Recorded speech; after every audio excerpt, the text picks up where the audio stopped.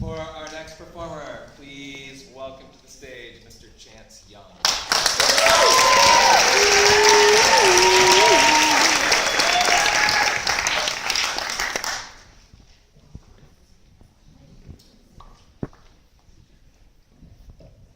You guys really know how to hype this up.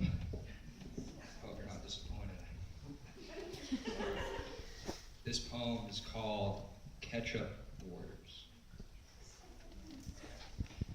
In the beginning, there was nothing. But by the flip of a switch by Bobby's stepdad, there was light. And the garage illuminated now open to the sight of 4 kids dressed in camo. They were ready to go to war out in the back field behind the cul-de-sac. They were ready to have a 4-man brawl to decide who was the strongest man of them all. See, now this was obviously sparked by watching Rocky the week before. It was caught by watching his speech impediment and how someone could have such a speech impediment yet have the most fluent fists you could see. See, the whole idea of being young was wanting to be grown and big, just like Rocky. So we went out to the field and we got little sticks to be pistols. We got branches to be rifles. We got pine cones to be bombs. We were going to have a world war. There was just one problem. There were 4 kids at our school that we talked to at lunch, but any more than that, we'd be accused of being their friends. Ridiculous. They were barbarians. They chewed with their mouth open. They talked with their mouth full. My God. Such civilized 3rd graders, such as us, shouldn't be seen with barbarians like them. Just the thought of it makes me ache. See, they just believe things that you just shouldn't believe, like being able to go in a full loop on a swing set, or being able to go up the slide, or somehow giving a wet loogie is how you're going to connect to your mind. See, you just shouldn't believe these things. So you see the problem.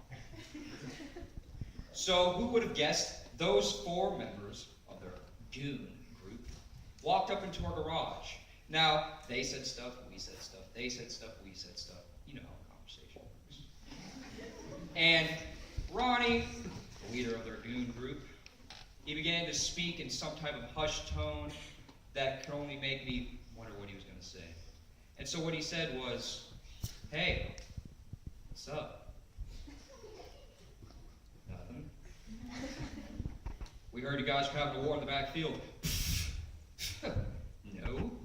Ridiculous. See, now I don't know how the word got out. It might have been me bragging to everyone the week before how I was going to put Johnny's face in the dirt, but I digress. See, the idea was that Ronnie came up and said, "How about this? Our group fights your group, and if our group wins, you can never be seen in the field again." Now, Ollie, member of the group, he spoke up. "Why would we ever agree to something like that?"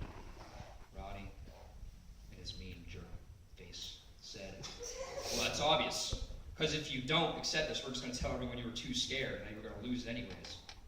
Oh my God.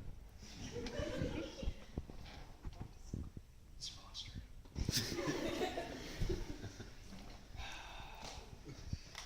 So, I was ready to let go. I was ready to say, you know what? I'd rather be ridiculed by everyone at school than allow someone to take my field. So I was ready. I was about, "Hey, we ain't scared," said Johnny.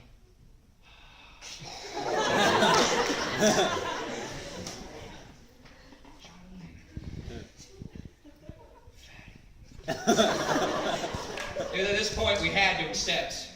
It's the rule. So what happened was, they said meet us by 8. 8? That's bedtime. And if you know anything about bedtime, if I ain't in bed by bedtime, my mom is going to be mad. And I'd rather face the wrath of Ronnie and his goons than my mother. So they left to do some other jerk thing. Who knows? Kick old people. And so what ended up happening next was, I looked at my men. They were lined up. We were ready to fight each other, but it became clear that we had to work together. There was first Ollie.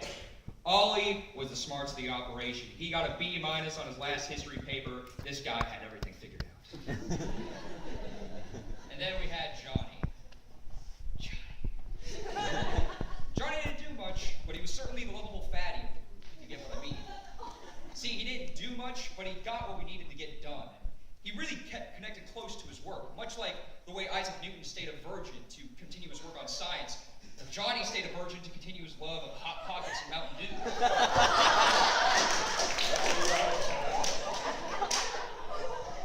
And I hate Johnny. Next thing you know, I'm looking at Bobby. Now, Bobby didn't add much either, but he housed the operation. He had a stepdad who had lots of money and tried to buy his love. Bobby didn't love him anymore, but I wish I was adopted by him. And then there was me, and I don't really know what I added. I could say a poop joke here and there. I could say some commentary about Ronnie's jerk face. That was it. We discovered that it was now or never. So we went out to the field, like I spoke about earlier. And what we found was nothing. There was an evanescent purple in the sky. There was grass that didn't move with the wind. There were trees that stayed unwavered. Other synonyms. See, the problem was that there was no one there. But we knew Ronnie's jerk face would show up sometime. And the next thing we know, a pine cone grenade came flying over the hill and landed right in our group. And I didn't know what to think at the time, and I don't know what Bobby was thinking at the time, but he jumped on that pine cone grenade. And he shielded us from the blast. And a tear definitely dropped down my face, but I had to stay strong. For the group. And I was about to turn to my group and say something really cool or awesome, just like in Rocky. But the next thing I know, they're running for their lives. Ollie and Johnny running separate ways. Johnny. Ollie's the first to go. He steps in a bear trap, which was really just two rakes that were come together to snatch on his leg. He was hit. You know the rules. He opened up a ketchup packet and smeared it on his leg. He was dead. Johnny, he starts running, but his only sausage legs could get him so far. At some point, he began to give up, and he just laid there on himself and started eating the ketchup packets. Come on. Johnny. Next thing I know, I'm surrounded. They're all on my fronts. There's nothing else I can do. I have to accept death.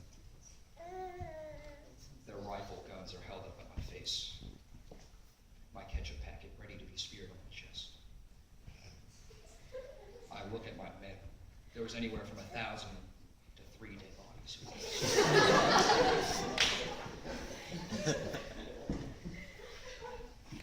I look death in the face that day. But the next thing I know, we hear Bobby's mom scream from our house. Bobby! She screams. And before we could react, everyone's mothers began to scream. Ah! Other ways of screaming. We all decided it was useless trying to kill me. Mothers were being angry. We decided to run, and at least we could all respect the divine punishment of an angry mother at that time. The next day at school, Ronnie and his goons never came up to my table that day. He just stared at me with a bruised ego, red palms on his butt. He just stared at me. And though the war and the men that fought there were forgotten, that day